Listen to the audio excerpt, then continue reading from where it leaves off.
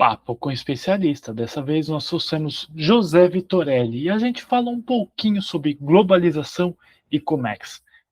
Tá bem interessante esse papo. A gente teve uma boa ideia do que vai ser os próximos passos no comércio exterior.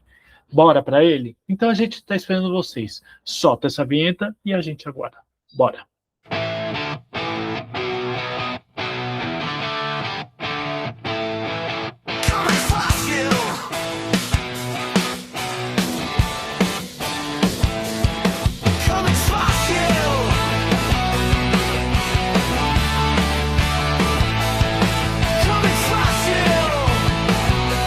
Marinheiros de primeira viagem de comércio exterior, importadores e exportadores. Tudo bem com vocês? Gente, papo com especialista. Dessa vez eu trago um amigão meu.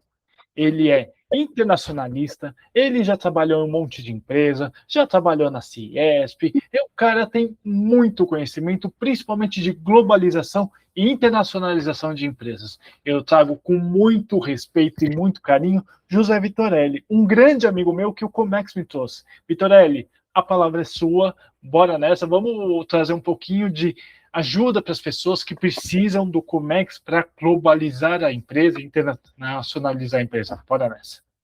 Olá a todos, Thiago Pagano, sou fã desse cara, obrigado aí pela atenção. A gente tem uma sinergia grande, né, Thiago, em alguns projetos, e eu tenho certeza que, claro, quando nós nos juntamos aqui com novas ideias, sempre saem coisas novas e interessantes, né? Muito obrigado por estar aqui e por compartilhar com a sua audiência, com todos os seus seguidores, ideias que possam ajudar, né? A minha perspectiva é, claro, de internacionalização. Tenho feito um grande trabalho ao longo desses anos, mas, claro, a minha origem ela remota desde também do trading, mas também da área de logística, a qual por muitos anos desenvolvi um trabalho ligado a desenvolvimento de negócios, gestão de contas corporativas, né, vendas, né, e projetos, o que me trouxe essa vivência atual também. Então, espero, com isso, levar ideias tanto para o pequeno, para o médio, ou até para o grande empreendedor e empresário que queira aí, né, seguir os caminhos da internacionalização. Tiago. O mais importante, né? Fala um pouquinho de você, Vitorelli. Como é que você surgiu? O que você já fez na sua vida? Se apresenta um pouquinho para o pessoal, porque eu acho que o mais interessante é tudo isso. Eu vou compartilhar daqui a pouquinho a tela, mas se apresenta, fala um pouquinho de você. O que você acha?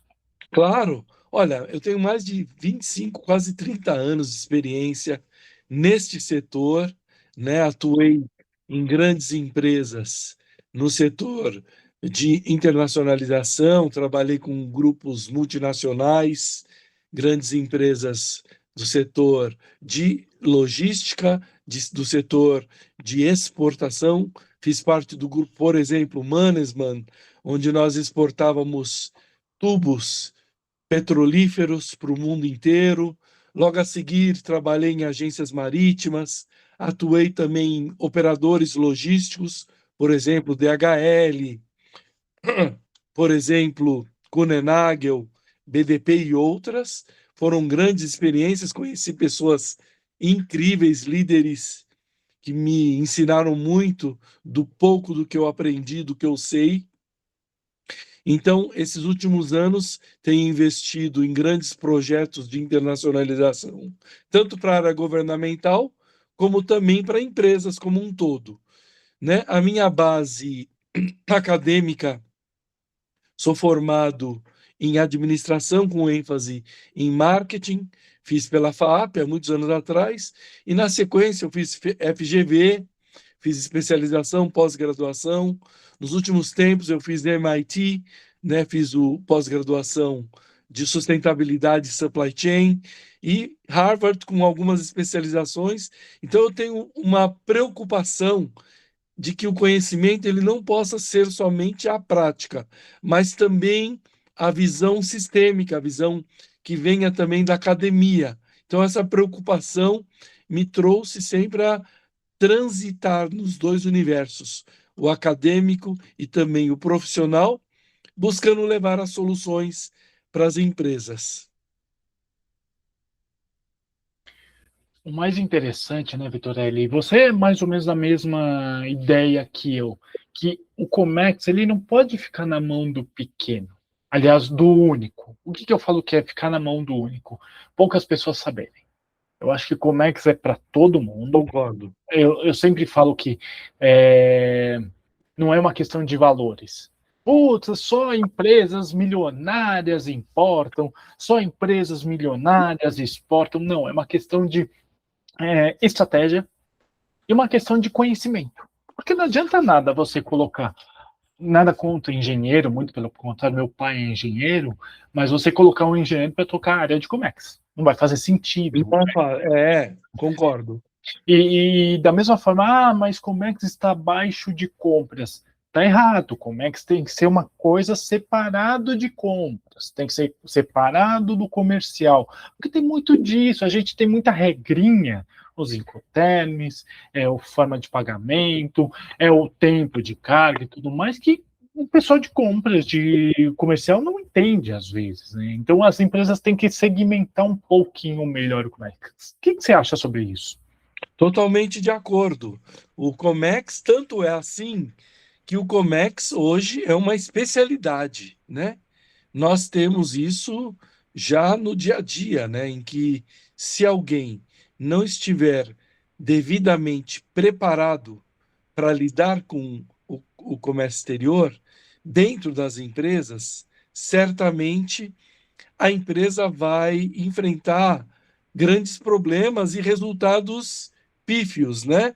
Então, como você falou, a empresa ela lida, vamos supor, uma área comercial de uma empresa, tá? Eu só vendo para o mercado nacional.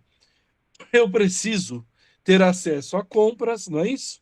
Preciso ter acesso a finanças, preciso ter acesso à produção, logística, porque a venda ela se faz através de todo o ciclo, desde os insumos da produção, né, da parte operacional, da parte de gestão em si, até a entrega no cliente e o pós-venda. O comércio exterior ele é o mesmo processo, só que ele tem características específicas, a começar pelo foco do mercado, que normalmente é fora do seu país. Então, ele requer ajustes nas regulamentações, no marketing, na forma como você produz, dentro de regras estabelecidas através do país que você exporta. Tudo isso requer dos profissionais que estejam inseridos nessa área conhecimentos específicos e uma interlocução com todas as áreas da empresa. Portanto, comércio exterior tem que ser tratado com a sua devida visão, peculiaridade e com o seu devido valor que merece, já que é uma área que gera valor agregado, gera para a empresa um crescimento na sua visibilidade de marca como empresa em si, né? Faz com que a empresa ela fuja da dependência do seu próprio país, porque ela vai receber em dólar. Então, tudo isso ele envolve um atendimento e um plano estratégico em que o comércio exterior ele seja também parte das empresas. O mais interessante é que eu vejo muito acontecer, principalmente em empresas mais antigas ou com o dono da empresa, o CEO, que tem uma cabeça mais antiga. E eu ouço a pior coisa do mundo. Como é que isso é receita de bolo? Quando alguém me fala um negócio desse, mas eu fico tão bravo com isso, Vitorelli, porque não é receita de bolo, gente. Eu coloquei inclusive nesse slide de propósito, pelo seguinte: hoje, grande maioria das empresas brasileiras compram da China. Compram da China. Gente, você tem o mundo todo por aí, mas compram da China. Se a China entra em colapso, entra numa guerra com, sei lá, com Taiwan da vida, fecha-se os portos. E aí, você não vai conseguir entregar a tua carga para o teu cliente? Então não é receita de bolo, vou na China, compro produto, pago os meus fornecedores e tudo mais. Eu penso que não é por aí. Você tem que ter uma válvula de escape, você tem que ter um plano B, alguma coisa do tipo. E isso tudo acontece o tempo todo, gente. O tempo todo não é receita de bolo. Eu tô errado, eu tô falando bobagem, eu penso muito fora da caixa? Ou é exatamente isso? As empresas têm que parar de pensar que importar é apenas China. De jeito nenhum, Tiago. A sua visão ela está correta, até porque nós compartilhamos juntos da importância do comércio exterior dentro do cenário empresarial. O que nós temos, olha, o mundo hoje nós estamos enfrentando grandes momentos geopolíticos, cujos momentos geopolíticos têm afetado até diretamente o mercado nacional. Haja vista aí a questão do aumento dos combustíveis. Nós estamos com um problema na balança do diesel. Como você sabe, o Brasil ele só produz 30% do seu diesel. 70% é importados, são importados. E, portanto, você fica sujeito ao quê? Ao aumento do diesel no mundo. Além do que, diesel e petróleo e seus derivados estão ligados diretamente a uma commodity cujo valor é estabelecido internacionalmente, foge do controle do próprio empresário brasileiro. Então, a visão tem que ser muito mais ampla. Eu diria até que hoje, mesmo o empresário focado no mercado local, sem esta visão dos impactos geopolíticos, certamente ele terá dificuldades. Hoje, você falou muito bem, né? A China, ela detém hoje o domínio sobre o comércio. Ela detém o domínio sobre grandes cadeias. Cadeia do tecnológica, a cadeia hoje do automotivo, tá vindo com força total, a cadeia das telecomunicações, e se você for hoje no varejo, a cadeia dos produtos do varejo, o tecido, né, que já há muito tempo é movimentado pelos chineses, os produtos acabados, um brinquedo, né, tudo é feito na China, né? O seu smartphone é tudo feito na China. Então, você hoje não tem saída como empresário. Você precisa entender não só o fator China, o fator mundo, e com isso, como eu, empresário, me organizo para poder sobreviver, para poder desenhar um plano estratégico, reorganizar os meus recursos e, portanto, a minha empresa, readequar a minha equipe e estabelecer essa nova estratégia que compreende isso que o Tiago acaba de falar. A dimensão geopolítica, a pressão, por exemplo, dessas tensões que estão ocorrendo entre Estados Unidos e China, que já afetou o Oriente Médio, né, como nós falamos. O fator agora dos novos acordos. As pessoas estão iniciando agora a discutir sobre o acordo União Europeia com o Mercosul. Ah, tá bom, isso não tem nada a ver comigo, mas tem tudo a ver com você, porque o seu negócio tem algum empresário lá na Europa que é do seu segmento e vai poder trazer os seus produtos tão competitivos quanto é no mercado nacional. Então, tudo isso nos afeta e precisamos, hoje, mais do que nunca, de uma visão geopolítica para administrar negócios até em nível local. Eu falo que é muito interessante, né, Vitoriano, pelo seguinte: a gente vive num mundo globalizado. Globalizado, não adianta, esse é um fato, essa é a realidade, mas até você que vai no supermercado e compra um produto, provavelmente você está comprando um produto importado. Por quê? Gente, vamos pensar uma coisa: é uma cadeia. Tudo nessa vida é uma cadeia.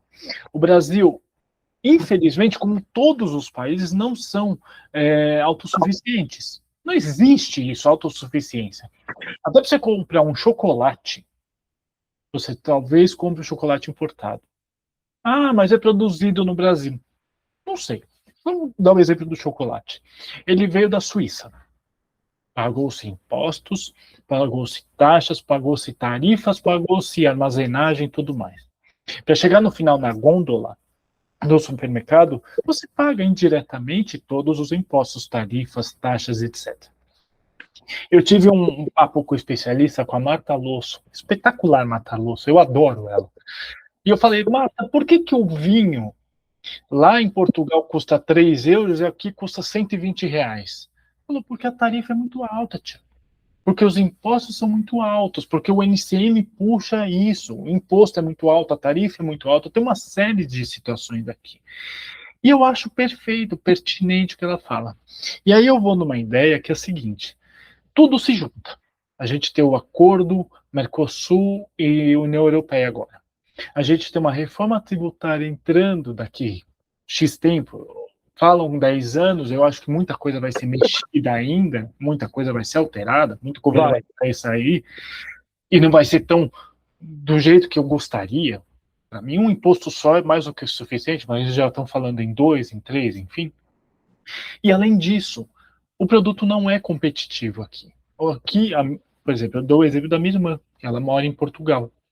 O mesmo produto aqui e o mesmo produto em Portugal lá é mais barato.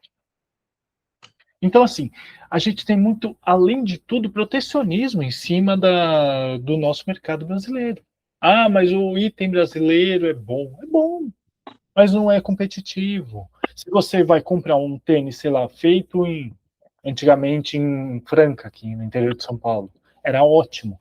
Agora, ele é mais do mesmo, talvez até menos competitivo que o item que vem da China, por exemplo. Estou falando bobagem?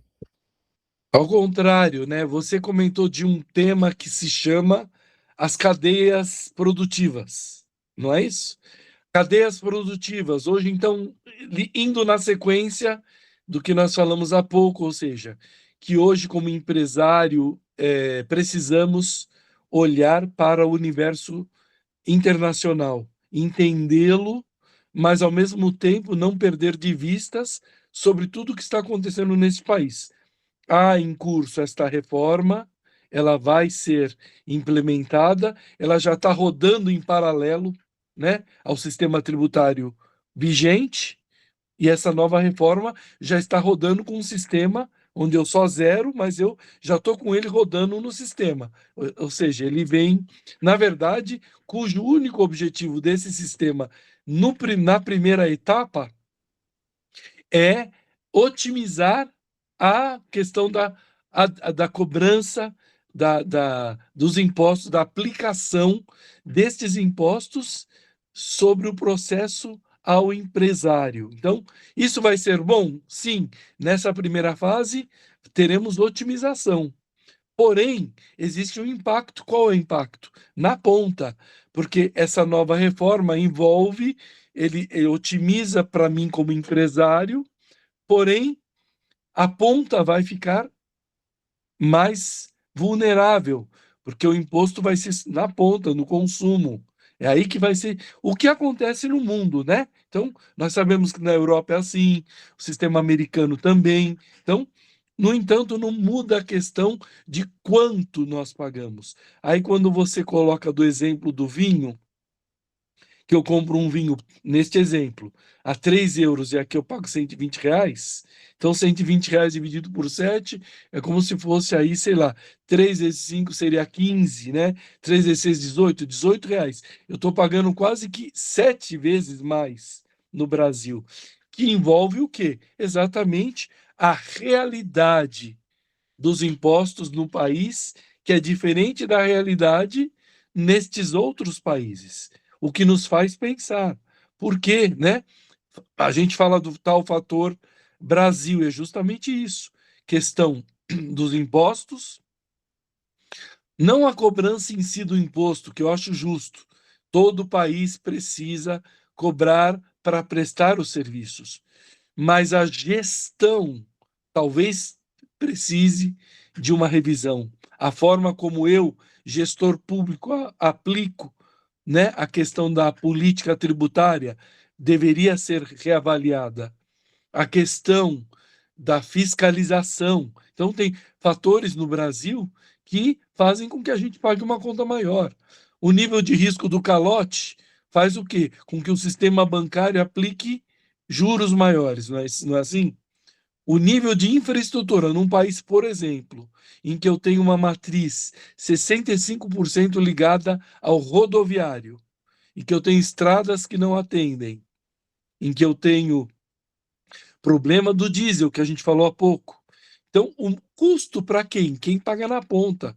Ao invés de pagar o equivalente a 3 euros, que seria R$ 18 mais um imposto aqui, vamos supor que fosse 30, R$ 40, eu estou pagando 4 vezes mais. Então, isso daí mostra uma realidade que precisa ser confrontada como empresário. E entendermos que o mundo, como empresário, ele é feito por cadeias. E as cadeias hoje se iniciam ou acabam normalmente sempre num país internacional. Ou é na China ou na Europa, eu trago insumo ou equipamento, ou sai daqui e vai para algum país. Como nós temos hoje grandes relações com os países do Mercosul, exportamos vários tipos de produtos para a África, até para a Europa, né? Eu estou falando até do manufaturado, não estou falando o semi-manufaturado. Se eu falar em alimentos, em agro, é outro mundo. O Brasil no agro ele é imbatível. Nós precisaríamos pensar em cadeias produtivas tão competitivas quanto o agro como empresário brasileiro. Eu penso assim. E o mais interessante também é que a gente tem muito conflito. Por exemplo, eu dou o Sim. exemplo do Estreito de Hormuz que foi fechado. Nossa, mas não tem nada a ver. O Estreito de Hormuz, ele liga a Europa com a Ásia, com a África. Não vai afetar, vai afetar. Sabe por que, que vai afetar? Porque o frete internacional, no mundo todo, vai afetar. Aí você falou do diesel. Ah, o diesel teve aumento do custo do diesel, beleza. Isso vai afetar? Óbvio que vai, porque o item que vem rodoviário do Chile ou da Argentina vai chegar aqui mais caro porque o frete aumenta. Porque o diesel aumentou e o frete aumenta. Ou então você, que desembaraçou a tua carga em Santos, olha quanto que era o frete de Santos para São Paulo, sei lá, um ano atrás, e olha quanto está o frete de Santos para São Paulo hoje. Gente, é óbvio que é tudo uma cadeia, tudo voltado ao começo, meio e fim. Deu um problema na China, é revertido aqui no Brasil. Deu um problema, um conflito, Estados Unidos e, sei lá, Rússia, estourou uma guerra entre eles, que eu bato na madeira que não vai acontecer, mas deu um conflito. É revertido sim aqui, reflete muito aqui. O que eu estou querendo dizer? A gente fala, e eu lembro dessa aula de geografia, um professor meu há muitos anos atrás, ele falava assim, gente, por mais que a gente torça contra a Argentina, se a Argentina quebra, o Brasil quebra em 6 minutos. Eu lembro dessa explicação. A Argentina quebrou, acabou a Argentina. O Brasil quebra em 6 minutos. Consequentemente, o Chile quebra em 8, e aí é uma cadeia, é tudo uma cadeia. Isso é globalização. Não é você torcer contra os Estados Unidos, contra o México, contra o Canadá ou qualquer outro país. Se um país vai mal, o mundo vai mal. Eu estou falando bobagem? De jeito nenhum, Thiago. Você complementou o nosso raciocínio, né? Ou seja, tudo hoje está relacionado, né? As cadeias estão relacionadas. As maiores cadeias, elas são internacionais, não são somente a partir do Brasil ou para o Brasil. Então você falou do Hormuz, Hormuz representa 30% do nosso diesel. Então não, perdão, 30 não, 30 é o que eu produzo. 70% do nosso diesel, ele vem de fora. Então, já influencia na composição de preços do caminhão e do custo de transporte, que você falou muito bem, né? A questão da Rússia, que já completa 4 anos de guerra. Talvez as empresas não saibam, mas boa parte dos fertilizantes são importados daquela região. O agro precisa muito do fertilizante produzido na Rússia e na Ucrânia. Então, isso impacta diretamente na produção agro nossa. Então, imagina, já temos nossa maior pauta de exportação é o agro. eu já tenho impacto no frete e já tenho impacto no fertilizante. Imagina já que esse impacto já vai impactar também no preço em que eu exporto, me torno menos competitivo. E o que dirá nas outras cadeias? Todas dependem da logística. Então há que se pensar como cadeia produtiva, pensando nessa questão geográfica, que hoje somos um mundo totalmente interdependente, né, Tiago? Você falou da Argentina, então o Mercosul, quem é o maior parceiro? Argentina e Brasil. Representam mais de 80% do que nós chamamos Mercosul. Então, as cadeias automotivas hoje da Argentina são muito importantes para o Brasil e vice-versa, né? A Ford deixou de produzir automóveis no Brasil e manteve a sua unidade produtiva do Mercosul na Argentina. E assim por diante. Nós precisamos, sabendo já que existe a interdependência, irmos mais além, buscando acordos, sinergias e desenvolver de forma unificada projetos de crescimento em nível de bloco também. Então, creio que com isso nós teremos um grande desenvolvimento. O Mercado Livre. Mercado Livre, todos sabem que é uma das maiores plataformas de e-commerce, né, da América do Sul, da América Latina. O Mercado Livre é uma empresa argentina, né? Ele começou na Argentina, mas aonde que o Mercado Livre se desenvolveu? No Brasil. Foi aqui que eles cresceram exponencialmente. Isso mostra o quê? A importância de um empresário que olhou para o universo da internacionalização de seus produtos e fez com que isso escalasse a um nível incrível, né? Um nível, né? A um nível em que ele hoje ele se tornou uma multinacional, né? Uma mega empresa, graças a essa visão de cadeia e de desenvolvimento internacional. E aí a gente entra também na questão da tensão Estados Unidos e China, né? O quanto isso impacta tudo.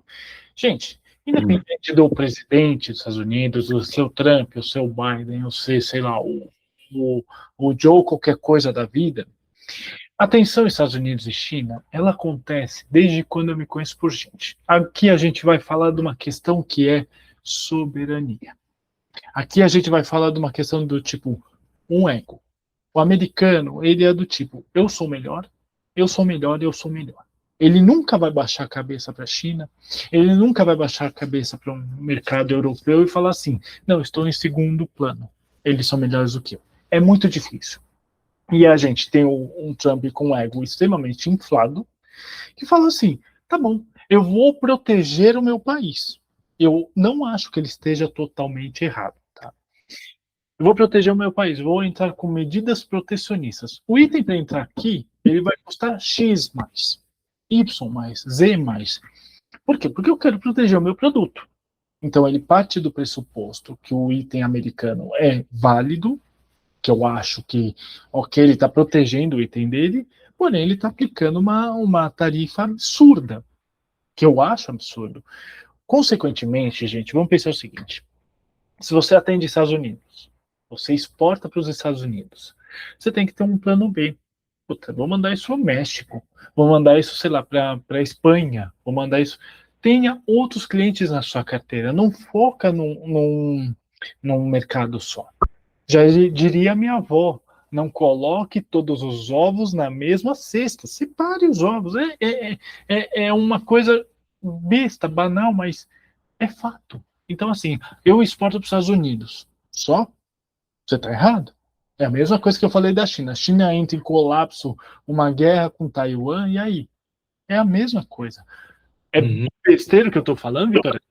Ao contrário, essa visão é importante. Eu creio que, inclusive, ao longo da minha apresentação, eu demonstro a importância de que os empresários vejam a diversificação como uma grande estratégia de sustentação, sobrevivência e crescimento dos seus negócios. Então, hoje em dia, claro, ver essa questão no geopolítica, as tensões, né, havidas aí agora no Oriente Médio, as questões entre a China e os Estados Unidos, que são os grandes, digamos assim, os grandes impérios, né? São impérios, né?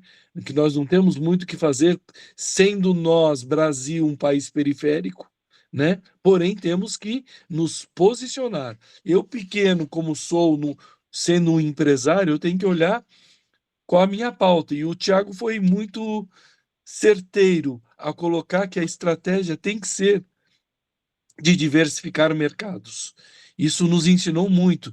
Muitas empresas brasileiras, estimuladas pelo mercado e pela visão de mercado consumidor que é os Estados Unidos, e é mesmo, né? 400 milhões de habitantes, um potencial de compra enorme. A classe média é a classe, uma das mais pujantes do mundo. Então, é um país que tem aí todo um cenário que propicia a minha estratégia de venda para aquele país. Mas eu preciso entender como eu estou como empresa. Às vezes eu sou uma empresa menor, ou às vezes eu sou uma empresa grande, mas eu não quero definir grandes pautas de produtos para um só país. Eu preciso pensar em, primeiro, me estabelecer, fazer com que esse meu produto seja adequado e, ao mesmo tempo, seja bem recebido pelo seu público-alvo, e depois, aí sim, fazer um projeto de escala, que aí começa o crescimento em si. Pode ser um projeto de escala num país menor. Eu conheço empresários que exportam para Cuba. Cuba é uma ilha.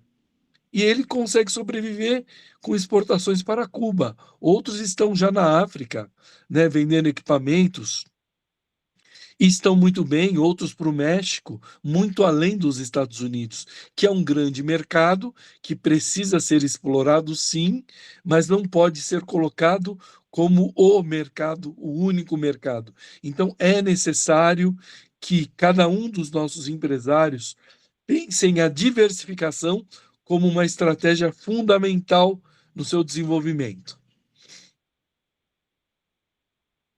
É muito engraçado, né, Vitorelli? E aí eu faço um adendo. Eu sigo o professor Nicola Minervini a minha vida inteira. O Nicola é um cara espetacular, mora na Itália, já é aposentado e tudo mais. Mas ele fala uma coisa que eu acho espetacular. Eu tenho o prazer de chamar o Nicola aqui no WhatsApp e conversar com ele. Ele fala: gente, você quer exportar? Você vai exportar? Você vai fazer um plano de exportação. Você vai fazer um projeto de exportação. Você vai atrás de informações. Você não vai por simplesmente ter a salvação da lavoura com a exportação. Não é assim que funciona. Você vai importar? Tá bom, beleza. Entenda o local, entenda a distância, entenda o custo, entenda tudo, absolutamente tudo, para você não bater com a cabeça na parede. Eu acho isso espetacular o que ele fala. E aí eu fujo um pouco dessa ideia do tipo, ai, eu exporto. Não, você põe pedido. Ah, eu importo da China. Não, você põe pedido. Eu dou um exemplo. Eu trabalhei numa empresa há um bom tempo atrás que ele chegava e falava assim, não, meu volume, eu trago 3 containers por mês, e assim eu trago muito, não sei o que. Eu falei, beleza, né? Comecei a ver. Ele não fazia isso. Ele fazia a gestão do processo. Porque ele trabalhava com uma trading, a trading fazia absolutamente tudo para ele, era um processo encomenda, e além disso, ele não tinha voz ativa em absolutamente nada. Ele não podia escolher o despachante aduaneiro ou agente de carga que fosse trabalhar com ele. Ele não fazia importação. Ele fazia a compra do produto. Ah, quero comprar $1.000 em produto, sei lá. Eu fazia, a trade fazia tudo. Não fazia sentido eu estar ali. Eu, profissional, da área de Comex, cuidando de tudo aquilo, com esse know-how, de conhecimento, e fala com outro, negocia aqui, não fazia sentido. E aí é o que eu falo. Importação, gente, é você pôr a mão na massa, é você fazer conta após conta, após conta, após conta, e seguir o que o professor Nicola Minervini fala. é uma visão muito ampla de tudo, as pessoas têm que parar com essa ideia do tipo, eu faço importação e não faz coisa nenhuma, tem que sair dessa mesmice, a verdade é essa? Na verdade, eu queria te complementar, Tiago. Eu acho que, às vezes, a verdade não está num ponto de vista, ela está, às vezes, em todos os pontos de vistas, né? Eu creio que, claro, o seu ponto de vista ele é muito importante. E o ponto de vista do seu cliente à época, né?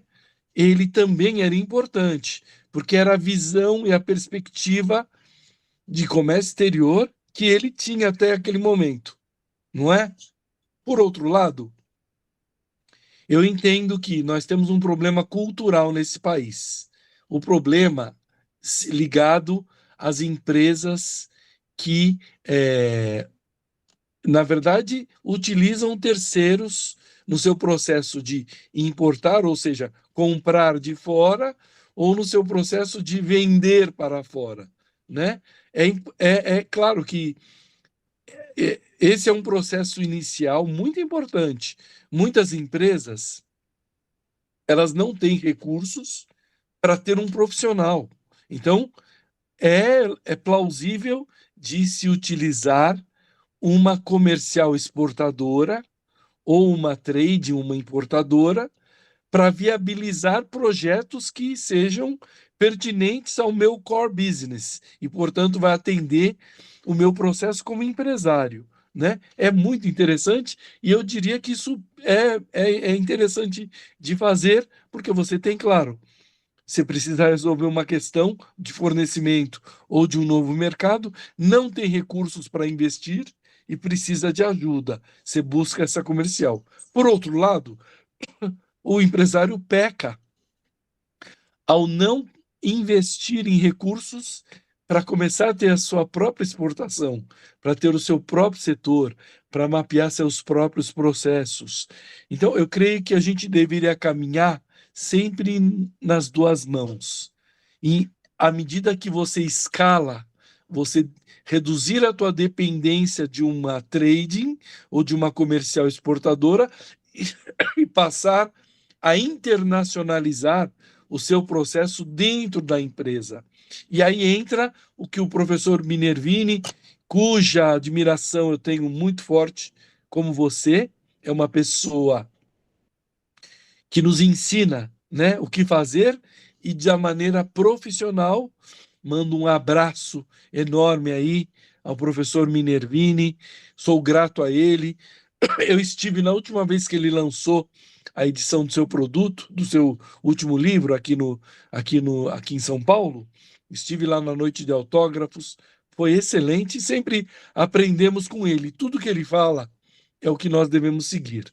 Organizar-se, ter um plano de ação claro, buscar a gestão correta, pensar profissionalmente, né?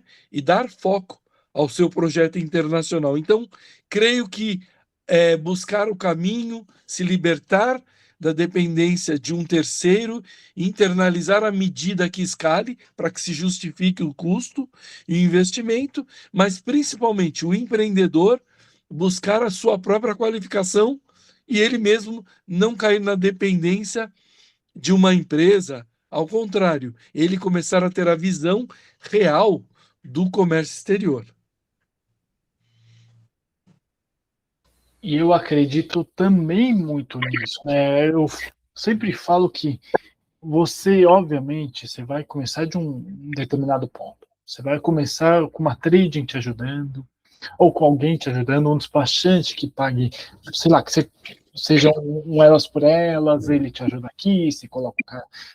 É uma ajuda. Tá? Mas você não pode ser dependente disso o resto da sua vida. O que eu falo que é dependente disso? Eu vejo empresas com 20, 30, 40 anos de vida ser dependente ainda disso e bater no peito e falar assim, eu tenho a melhor negociação do mundo. Não, você não tem. Você não sai para o mercado, você não tem. Você não sabe. Então, assim, gente, eu sempre falo, empresário inteligente olha o mercado no 360. Empresário inteligente olha principalmente para essa tela que eu estou mostrando agora. Vamos pensar uma coisa, agora voltando um pouquinho, puxando de volta, né? A gente tem uma quantidade gigantesca de contêineres por aqui rodando o mundo todo. O mundo inteiro. Se você for pegar China, Brasil, gente, não é tudo. Eu bato nessa tecla. China não pode ser o grande desafogo do mundo. Tem um monte de fornecedor bom lá, eu conheço um monte. Não estou falando mal da China, mas eu estou falando que você não deve focar 100% da sua força lá. Mas olha a quantidade de contêineres que são movimentados no mundo inteiro. É contêiner chegando na Europa, é contêiner chegando na África, é contêiner saindo do México, é contêiner saindo, sei lá, da Índia. Você acha mesmo que China movimenta o mundo todo? Eu Sim. acho que não. Sinceramente, eu acho que não. Eu acho que o mesmo mercado que você tem na China, você consegue achar em outros lugares. Por exemplo, eu nunca me esqueço de uma crise fortíssima que a gente teve em relação a chips. Lembra disso uns 4 anos atrás, que inclusive não entregavam carros, carro que a gente compra aqui na concessionária, por conta de falta de chip? Olha a cadeia aqui funcionando. Chip que não tinha na China, não ia para os Estados Unidos, não ia para lugar nenhum, não dava vazão, não fazia produção do carro, não te entregava. A gente volta novamente para a questão da cadeia logística e a cadeia geral. Então, assim, será que China realmente é o berço do mundo? Ou tem outras possibilidades? Não sei, estou chutando aqui. Olha, eu creio que a China, ela está num processo, ela é um império, que nem nós falamos dos Estados Unidos, são dois impérios. Hoje vivemos essa realidade. Você comentou há pouco da China, né? Então, assim, o que nós sabemos? O mundo chegou onde chegou porque os impérios se deram esta oportunidade. A China recebeu a ajuda dos Estados Unidos. Estados Unidos, por uma mudança de modelo de gestão, decidiu terceirizar a sua produção, né? E começou a utilizar a China, entendendo o quê? Que a China seria um país no seu pós-guerra, precisando de ajuda e, ao mesmo tempo, representaria um desenvolvimento social, ajuda econômica e, portanto, desenvolvimento de algumas cadeias. Os americanos vieram, logo a seguir vieram os europeus, utilizando a mão de obra barata dos chineses, mas os chineses também, de forma muito inteligente, aproveitaram esta onda de investimentos, eles se organizaram ao longo das décadas e chegaram hoje a ser um dos principais países de comércio exterior do mundo. E são, eu diria que em termos de trade de produtos, a China hoje já ultrapassa os Estados Unidos. Então é um fator, Tiago, que eu entendo ser que não volta, é um fator que você precisa lidar com. Não tem como mais. Muitas cadeias industriais do Brasil estão sendo desmontadas pelo fator das indústrias chinesas, que aprenderam ao longo do tempo a ser mais competitivas. Ah, mas eu, como empresário, o que eu posso fazer? Ah, eu sou contra a China, né? Que nem você falou, mas nós não somos. Nós temos a visão da China e aquilo que a China representa. Ela pode ser um grande parceiro, por que não? Eu preciso sobreviver, vou buscar uma cadeia de fornecimento que me torne competitivo como empresário e eu possa chegar no mercado. Então, essa é uma questão. Temos que pensar em sobrevivência, temos que pensar no fator China, mas também no fator Europa que está vindo aí. Os europeus, em termos de máquinas, equipamentos, em processos, eles estão muito avançados, né? De várias cadeias, cadeia química, cadeia farmacêutica, cadeia automotiva, são vários, cadeia alimentícia, né? Então, nós temos diante de nós uma concorrência franca com grandes países, né? Os países da América Latina não representam grandes concorrentes, porém podem ser parceiros de distribuição no mercado. Então eu preciso desenvolver esse expertise e esta habilidade de abrir mercados, de buscar parceiros nos países onde são competitivos, mais do que eu, e com isso eu voltar a crescer, eu estabelecer novos projetos. É esse o grande mote, é isso que nós fazemos hoje, né? Buscar ajudar essas empresas a pensar muito além do seu mercado, olhando para esses fatores que o Tiago tanto comenta, que outros experts como Nicola Minervini também comentam. Precisamos olhar fora da caixa e colocar, na minha opinião, tá? Inserir o Comex como uma pauta de conhecimentos que faz parte de uma gestão de qualquer empresa. Aqui a gente entra num ponto muito interessante, né? Também, além de tudo isso. Eu falo agora um pouco, fugindo do assunto, das alianças de armadores. Por quê? Gente, eu sempre bato nessa tecla. Você quer comprar o seu produto de onde quer que seja, você vai ter que transportar ele de lá para cá. Ah, é navio? Ok, tranquilo. Você vai precisar de um armador. E aí que tá. São poucas as empresas que fazem o tal do processo, sei lá, China-Brasil. Ah, você tem a ZIM, você tem a MSC, você tem a Rapag, você tem a Maersk, etc.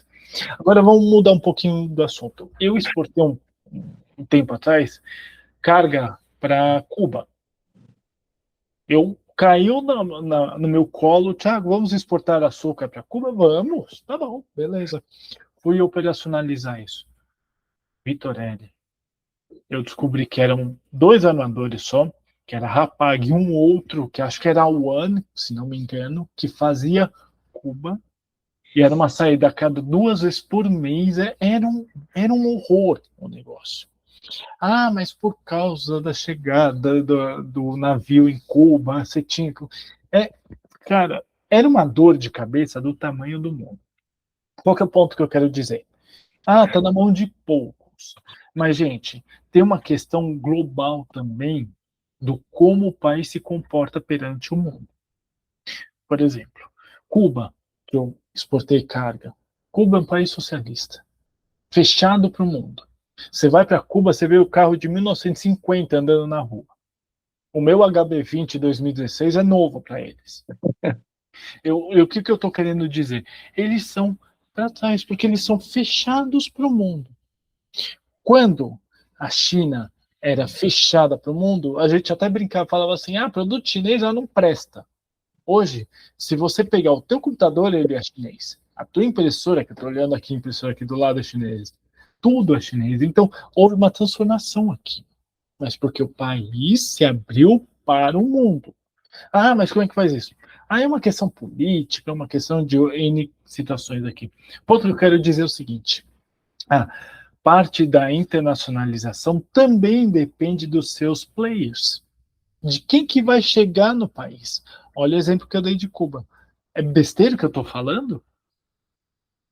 É importante que você tenha essa inteligência, ou seja, a visão de supply chain, né, Tiago? Você entrou agora no universo do...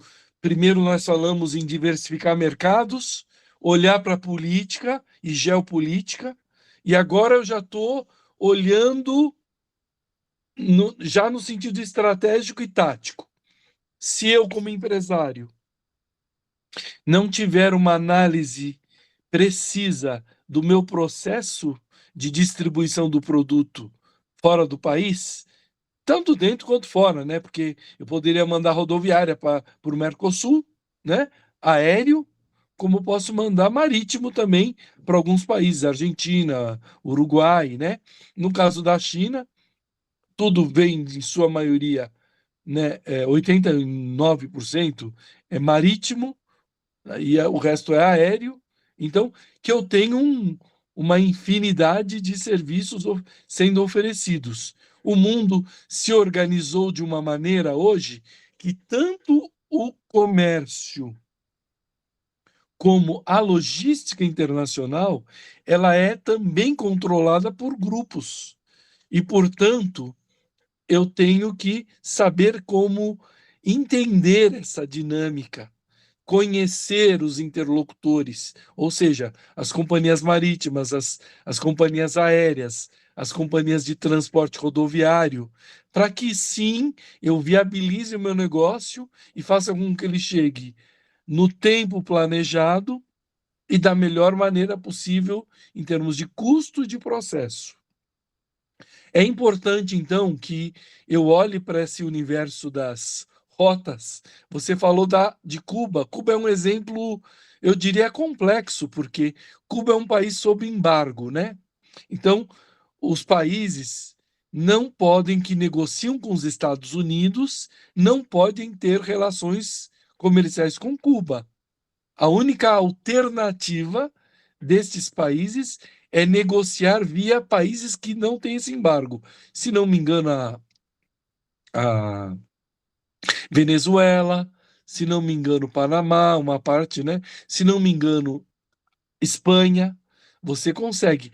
E algumas companhias aéreas, você falou de duas somente, num país que está na América Latina, né? Ou seja, eu tenho saídas para o México, que está perto, né? Praticamente toda semana.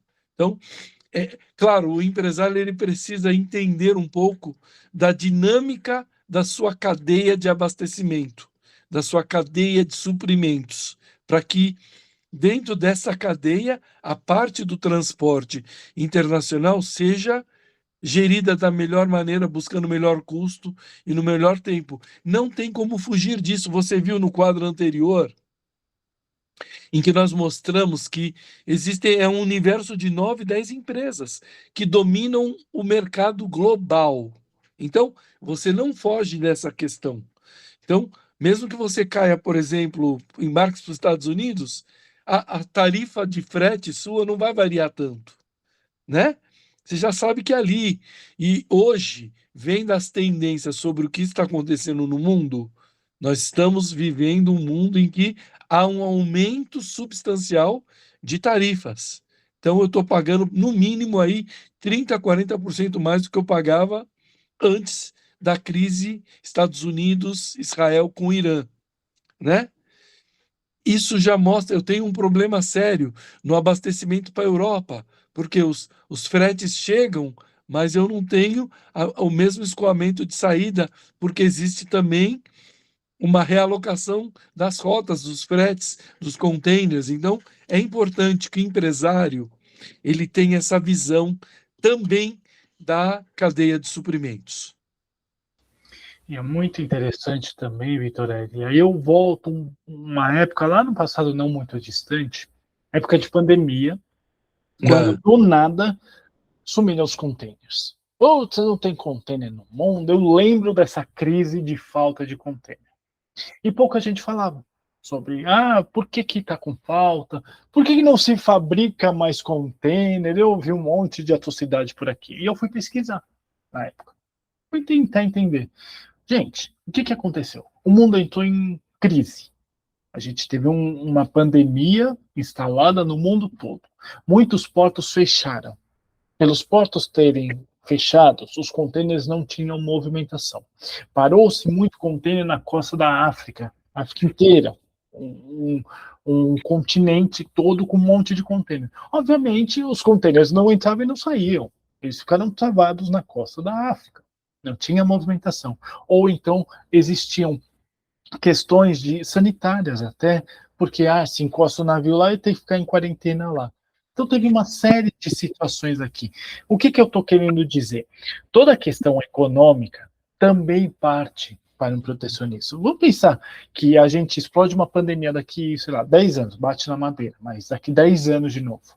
A gente não vai estar preparado para isso. A gente vai se proteger. O protecionismo, ele é óbvio que a gente vai fazer isso. Estamos preparados para isso? Não, não, não estamos. Mas a gente tem que também olhar para si. Qual que é o ponto que eu quero dizer? Volto à questão de Cuba. É muito difícil negociar com Cuba porque tem um monte de embargo acontecendo e tudo mais, até que seja um país aberto. Isso é muito difícil acontecer. Tem que sair o socialismo, de lá é uma outra questão. Mas o que, que eu estou querendo dizer? Para isso acontecer, muita coisa tem que mudar. E não é assim. Estou falando. concordo.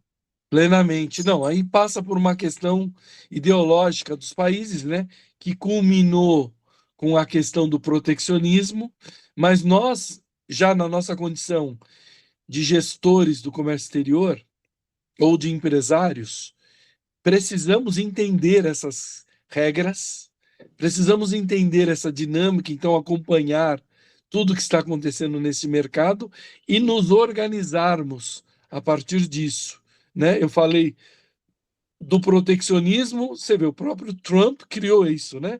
Ele está criando a América para os americanos. Então ele está dando um sinal de que países que querem exportar agora vão pagar mais tarifas. Na verdade, a tarifa está sendo, eu diria, um tiro no próprio pé deles, porque o custo e o impacto das tarifas estabelecidas de produtos importados para os Estados Unidos já, já gerou aí uma insatisfação da população por conta da inflação de preços, né? Alguns setores com baixo abastecimento. Então, nós sabemos que o preço do protecionismo é grande. Por outro lado, existem as alternativas, né? Então, nós estamos vendo o nearshore, né? A globalização. A gente fala de globalização, né? Mas ela também mudou o formato e a dinâmica, porque a globalização ela não deixa de existir. Ao contrário, ela só muda agora a forma. Então, eu tenho, por exemplo, os países da maquila, como é o México, até o Canadá atende os Estados Unidos em alguns formatos, né, de produção, né? México e Estados Unidos, 85% das exportações do México são dependentes do mercado americano. Então, imagina que situação é essa, mas é a realidade. Então, eles têm ali um movimento de produção e distribuição de seus produtos para o público americano, além dos chineses, que sempre foram grandes parceiros nos últimos 50 anos, né? Nós temos hoje alternativas como o Paraguai. Quem não tem ouvido falar em empresas brasileiras se estabelecendo no Paraguai por conta de questões como energia barata, os impostos também muito baixos e competitivos, o custo da infraestrutura de implementar muito acessível. Isso tem uma busca grande de investimentos naquela região que está no Mercosul e, portanto, eu posso atender toda a região. É um novo formato, o formato do nearshore, né? Que confronta com a realidade anterior e nos faz buscar caminhos de competição, de estar em condições de atender os mercados e com isso o modelo de globalização ele segue e ele é necessário, né, Tiago? Porque hoje o mundo ele é interdependente e precisa ser, né? Você imagina, países que não são interdependentes correm um grande risco como que a gente vê hoje nos conflitos de guerra, né? Com a Ucrânia, né? Com o Irã. Então, é melhor que a gente continue a ter comércio entre os países por muito tempo. E aqui a gente entra num ponto também muito interessante. Você falou uma questão até da sustentabilidade da questão do produto mais verde, digamos assim. Eu vou dar dois exemplos bistas, mas acho que as pessoas vão entender. Gente, eu fui num agente de carga um ano atrás, mais ou menos, e aí ele, conversando com ele, era um evento que teve nesse agente, ele virou para todo mundo e falou assim, vocês sabem qual que é o produto mais importado, que tem mais movimentação no mundo? Aí um levantou a mão e falou, minério de ferro. Ah, o outro levantou e falou, não, é commodity. Ah, o outro levantou e falou, não, produto acabado. Falou, não, ar. Ar? Falou, porque grande maioria dos containers não vem lotados, não vem abarrotado de carga e vem ar. Aí ele colocou um número alarmante, ele falou 65% da capacidade dos containers, se fizer uma média mundial, é ar. Ou seja, você está pagando por um frete internacional no seu container que 65% é ar. Você não coloca carga no container. E aí eu chego no segundo exemplo ridículo. Vamos pensar uma coisa. Eu sou protecionista. Eu, Thiago, eu tenho como ideia protecionismo. Porém, a gente tem aqui em São Paulo o trem que deveria ser instalado para a Copa do Mundo de 2014, que iria do aeroporto de Congonhas até o estádio do Morumbi. Essa obra ficou parada durante anos. Parada. Construíram os pilastros bonitinho, então ficou parada durante anos. Então o governador falou assim, cara, eu tenho um elefante branco na sala. O que eu vou fazer? Eu vou me associar à China. Fala, China, pelo amor de Deus, nós temos uma obra parada no meio da cidade de São Paulo, que é um custo absurdo, eu não consigo ter solução para isso. Me ajuda? Ajudo. Claro que ajudo. Vou mandar os meus trens. Gente, eu estou simplificando a coisa toda para vocês entenderem. Vou mandar os meus trens, que não são poluentes, para o seu país, e a gente acaba essa obra. Resolveu esse problema. A obra está finalizando a primeira parte, a segunda vai, sei lá, enfim, vai mais X anos, mas vai acabar. O ponto que eu quero dizer é o seguinte: obviamente a gente tem que ser protecionista com muita coisa, mas nem demais. E obviamente a gente tem que ir para a parte do poluente não tão poluente. Olha os trens, por exemplo, que resolvem toda jogada um trem menos poluente, que gaste menos energia, não sei. Estou falando bobagem, eu não sou engenheiro nem nada. Mas isso também impacta no mundo todo. Vamos pensar um navio que polui pra caramba, precisa de petróleo pra caramba para produzir, para vir da China para o Brasil. Não. Vamos pensar em alguma coisa menos poluente. Sei lá, um navio com energia solar. Estou viajando aqui. É bobagem pensar nesse tipo de escapatória, Vitorelli? Ou é um mundo ideal da Xuxa que eu vivo? Não, não, não. Eu creio que a gente está num momento de transição energética, né? Vivemos um mundo novo, mas não por acaso, né, Tiago? O mundo está num momento em que as temperaturas estão crescendo, isso está pondo em risco o nosso planeta. E o planeta, até onde eu sei, igual ao planeta Terra, nas condições atmosféricas e nas condições todas que existem peculiares, nos faz, inclusive, ser o que nós somos hoje, né? Esse ser vivo que vive nesse ecossistema. E o ecossistema está em colapso por conta dos fósseis, né? E nós precisamos buscar alternativas, pelo menos de reduzir, para que não haja tanto impacto na poluição e na crise que leva a uma mudança climática e as consequências na agricultura e, portanto, na manutenção da vida humana. Então, tudo isso passa por onde? Passa por buscar, primeiro, caminhos e acessórios, ferramentas, processos que sejam de transição limpa. Então, você vê, as companhias marítimas hoje já estão desenvolvendo um biodiesel, né? Um bunker mais verde.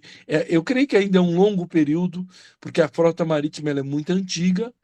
Talvez os novos navios. Existem estudos, inclusive eu publiquei no LinkedIn alternativas das companhias marítimas em projetos até de energia dos ventos, né? Usando isso em grandes navios, em grandes navegações, em grandes projetos. Nós temos aí a energia solar sendo utilizada, inclusive, em caminhões, e nós temos a elétrica, que, por sua vez, os trens hoje detêm uma grande matriz elétrica num país como o nosso, cuja matriz elétrica ela é hidro, ela vem da água, é muito interessante. E esta solução oferecida através da parceria com empresas chinesas, primeiro, ela diminuiu o impacto do uso de automóveis na cidade. Esse trem ele vai até a Zona Leste, se não me engano. Ele sai de Congonhas e vai até a Zona Leste. Ele resolveu um problemaço, porque é muita gente na região metropolitana de São Paulo. Ele vai de uma maneira que atende também a demanda dos passageiros ali do aeroporto.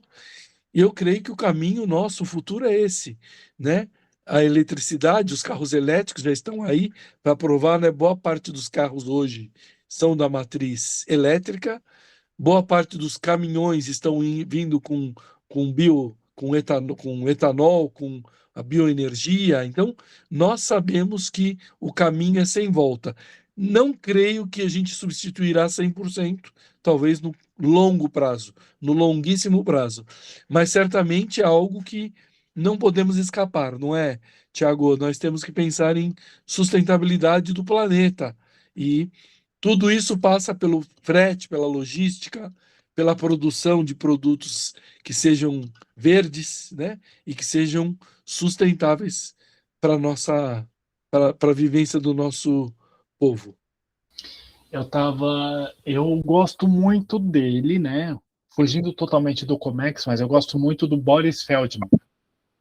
Ele manja muito de carro e tudo mais. E eu tava acompanhando acho que um podcast que ele foi. E aí alguém perguntou para ele, falou, Boris, fala uma coisa, qual que é o futuro da sustentabilidade humana? Ele virou, como assim? Não entendi sua pergunta. Ele falou, o que você acha do carro a combustão? Ele virou, carro a combustão deveria estar no museu desde os anos 60. A gente precisa ir para o elétrico ou o híbrido. Ele falou, o Brasil ainda não está totalmente adaptado para o elétrico, mas a gente está um amplo crescimento disso.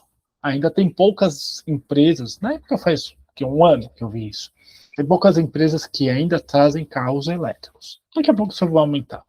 E aí você bate no ponto que eu acho muito interessante também, né? Não é só a questão do elétrico, mas é a questão de como, puta, precisa realmente dar combustão? Você passa num posto de gasolina, você vai colocar um tanque de álcool, você gasta R$ 200. Gente, é caro. Você vai colocar álcool, você gasta 400. É caro. Então, assim, torna-se inviável muitas das vezes ter o seu carro a combustão. Ou seja, você migra forçado para o híbrido ou para o elétrico. E isso, gente, geral. Você vai pegar um navio que vai vir da China para o Brasil, o custo dele é muito alto, porque os combustíveis dele são altos, a capacidade dele de produção é muito alta, ele precisa explodir o motor, a combustão o tempo todo. Putz, ele passou por uma tempestade, precisa colocar mais energia no motor para passar por aquela tempestade, então tem uma série de situações. É que nem eu falo, não é o mundo da Xuxa, que o naviozinho sai de lá e vai vir todos os dias passando. Não, não.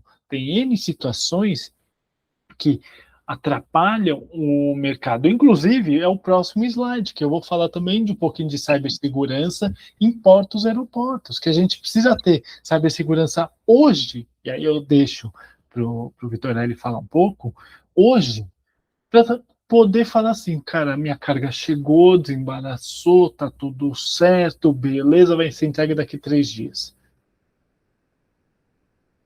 É verdade, né? Nós temos a questão aí que você falou muito bem. O caminho da energia limpa ele é sem volta, ou seja, é irreversível e as empresas todas, desde o produtor até o distribuidor e a cadeia de transportes, ela precisa dialogar e colocando pouco a pouco o ajuste a essas novas tecnologias. Então, nós estamos aí acompanhando o mundo, né, Tiago? Falamos aí da importância de acompanhar o que acontece internacionalmente, acompanhar as tensões, entender a dinâmica internacional, entender da importância de, com isso, não depender exclusivamente de um mercado, ao contrário, até de fornecimento, não depender só do chinês, né? Mas depender também de buscar outras opções e ter opções de diversificação de mercado. Olhando que com isso eu viabilize o meu negócio, hoje com novos modelos, então não necessariamente comprar um produto que é produzido tão longe e, portanto, eu tenho um impacto direto no meu custo de transporte, além da questão da energia, que muitas vezes ainda não é limpa, né? Uma energia fóssil, então é uma energia que polui, mas é necessária, eu preciso sobreviver, né?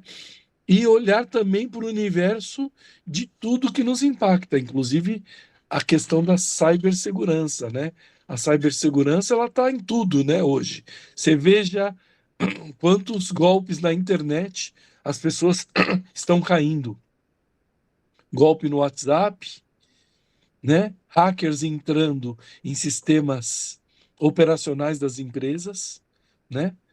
E bloqueando isso. E eu tive há muitos anos numa viagem, eu estava nos Estados Unidos, né? Cheguei lá em Chicago, ia participar de uma conferência internacional. E quando eu cheguei, eu liguei o meu computador, meu note, então eu levei o note daqui para trabalhar. Quando eu abri o meu note, uma tela preta, me falando o seguinte: você foi bloqueado. Se você quiser que eu desbloqueie, você tem que depositar US$ 1.000 na conta X. Você imagina, Estados Unidos. Então você fala: não, peraí, golpe é só no Brasil? Não, é no mundo inteiro. O que que aconteceu? Eu acabei tendo que resetar o meu computador, reinicializar, reinstalar todos os meus programas. Eu consegui sair disso. Mas imagine que situação é essa. As empresas, grandes empresas, elas estão sofrendo cyberataques nos seus sistemas logísticos, nos seus sistemas operacionais, né? Então, é importante que a segurança, tanto digital quanto a integração da tecnologia de informação, ela seja hoje algo muito além de uma discussão. Nós precisamos de profissionais, precisamos de sistemas robustos, precisamos de proteção, de cibersegurança. Então, é uma discussão muito importante para todos no mercado, não só internacional. Existem ferramentas, mas às vezes os criminosos são tão organizados e avançados quanto todos. Então, isso é um problema muito sério. Agora, com o avanço da IA, nós estamos vendo a IA, aí, né? A inteligência artificial, que são os robôs, tomando conta das narrativas, a IA fazendo programação, a IA. Muita gente também usa a IA para o crime. Então, há necessidade de que as empresas entendam sobre esses processos e busquem seguranças, tecnologia, profissionais que possam combater, entender e combater esses processos de cibersegurança. Vitorelli, falando um português bem claro, tá? Até para a gente juntar todos os assuntos, que, putz, se depender da gente aqui, nós vamos para 8 horas fácil desse podcast, né? Eu adoro. Tá gostoso, né?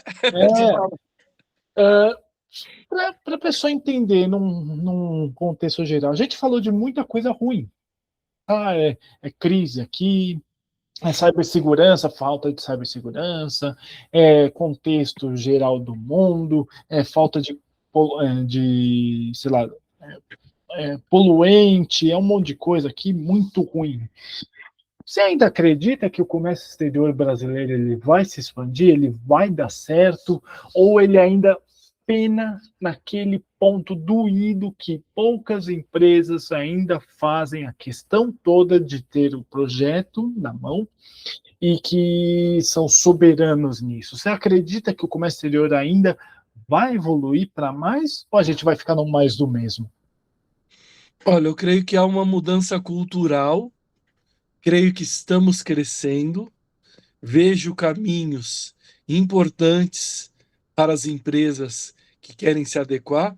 Um exemplo disso, na Europa, nos Estados Unidos, 70% dos negócios internacionais estão na mão de pequenas empresas. No Brasil, boa parte dos negócios estão na mão de grandes empresas.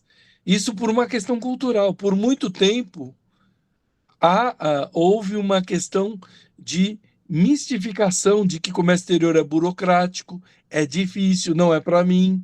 e nós precisamos quebrar isso. Hoje o meu projeto, inclusive, é esse, é de levar a internacionalização para pequenas e médias empresas, porque as grandes não precisam disso. Sabe por quê? Porque lá tem grandes profissionais formados em comércio exterior que já desenvolvem o trabalho. As pequenas não têm a ferramenta. As pequenas precisam de pessoas e recursos. E, portanto, cabe aí um trabalho de orientação, capacitação do empreendedor e do empresário. Então, o que nós vemos é um crescimento que vem sendo lento, mas ele tem dado resultados eficazes no aumento de pequenas empresas no comércio exterior. Na verdade, Tiago, eu creio que nós vamos ouvir falar sobre isso em poucos anos, porque as empresas estão aprendendo, estão começando a se inserir, estão buscando novos projetos internacionais e abrindo mercados, de fato, crescendo de fato. Então, eu creio que não é somente para grandes, é um caminho que o comércio exterior ele será cada vez mais inserido no universo das empresas. Eu creio que do comércio exterior, a tendência é que essas empresas crescerem, sairão grandes gestores. Então, o gestor com visão internacional, ele certamente ele vai trazer grandes benefícios para o seu negócio, para a sua sociedade. Então, a visão internacional, além de necessária, ela tem sido aberta. E a própria pressão popular, ela faz com que nós sejamos o quê? Mais competitivos, menos burocráticos. Só aí a reforma tributária vai otimizar os impostos.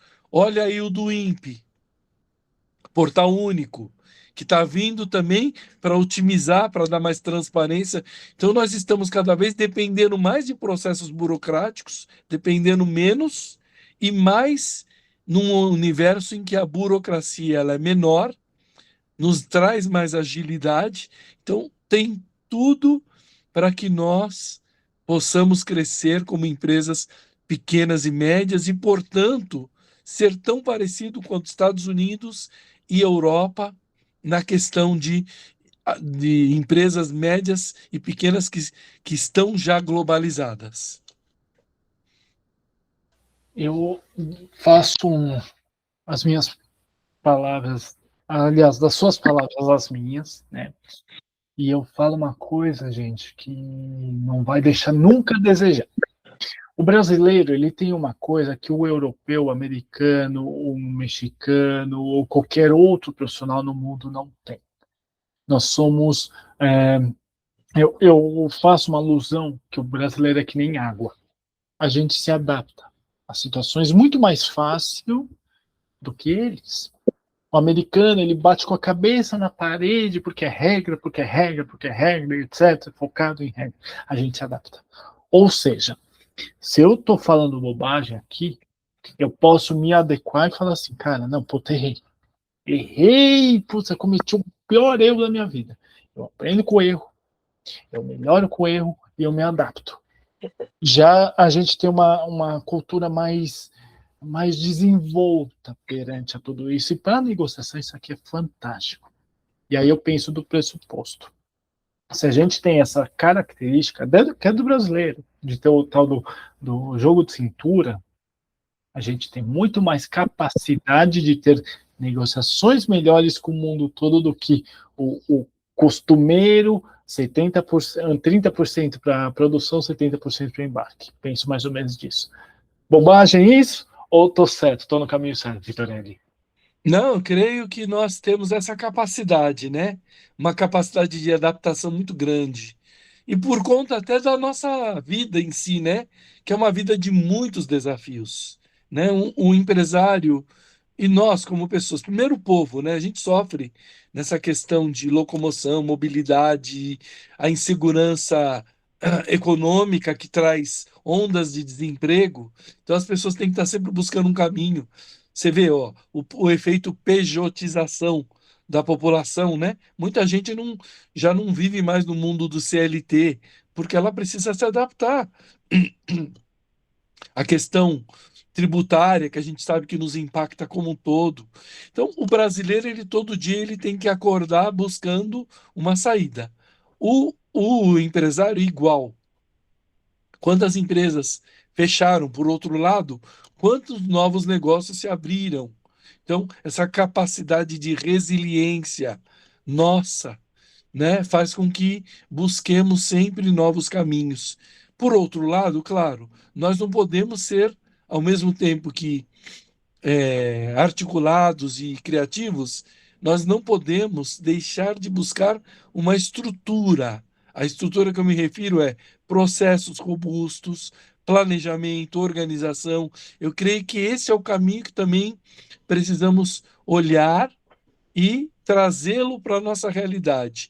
Com isso, nós seremos imbatíveis. Eu tenho certeza que o Brasil, com esse poder que tem, a pujança desse país, você vê, os países todos querem vir para cá, né?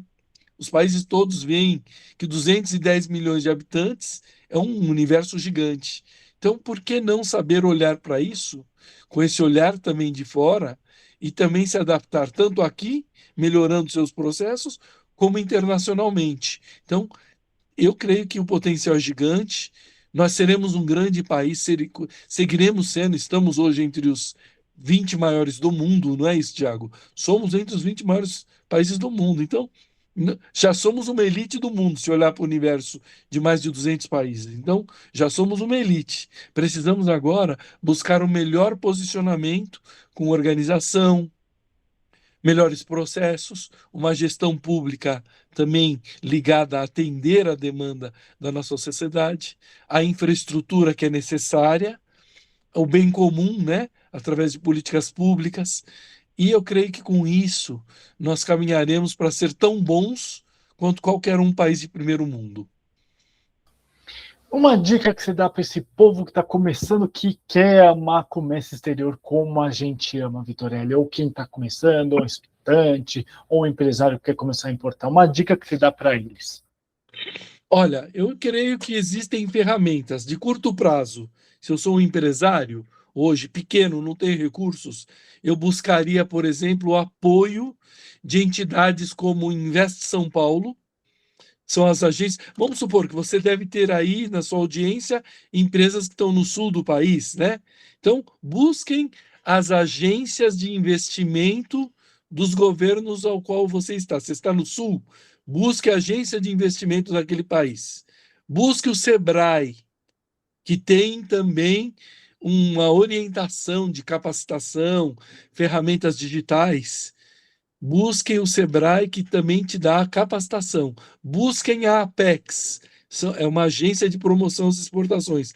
Sem precisar fazer curso nenhum, você entra lá no site da Apex e você vai adquirir capacitação digital, sem investimentos. Então, busquem esses apoios, busquem essas agências, né? O Ciesp, as entidades empresariais também, né? Nós temos lá o grupo do Ciesp da Grande São Paulo, nós somos hoje a maior, que é Guarulhos, né? Mas Guarulhos não é Guarulhos, ele representa outras cidades locais ali, né?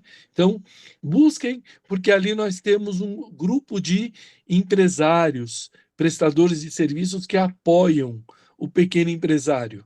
É muito importante, né? Busque então esses conhecimentos, essas ferramentas estão disponíveis, né? Façam conexões reais, né? Com pessoas, com especialistas como o Tiago Pagano, que possam orientar vocês, né? A gente falou do Nicola Minervini, eu creio que ele é uma referência, né? E tem outros grandes profissionais aí, que se a gente falar são muitos nomes, mas busquem referências, busquem conhecimento, busquem as agências que de cara você já vai sair, por exemplo, com um plano de desenvolvimento dos seus negócios. E, claro, hoje um dos conceitos para qualquer um de nós é contínuo aprendizado, né? O lifelong learning, né? Lifelong learning. Então, não paremos mais, busquemos conhecimento, nos atualizemos sobre tecnologia, agora é IA, né? Blockchain. Busque conhecimentos que sejam práticos e tecnologias ao seu setor, para que você não fique desamparado, né? E é isso aí, eu creio que por aí nós vamos caminhar e teremos grandes cases para comentar aí nos próximos anos, Thiago. Obrigado, Vitorelli. Eu vou colocar todos os contatos que vocês estão vendo aqui na tela, aqui na descrição. Então, gente, procurem o Vitorelli, troquem ideia com ele. Eu acho que, assim, eu sou da seguinte ideia: quanto mais pessoas capacitadas por perto, mais o processo fica mais tranquilo.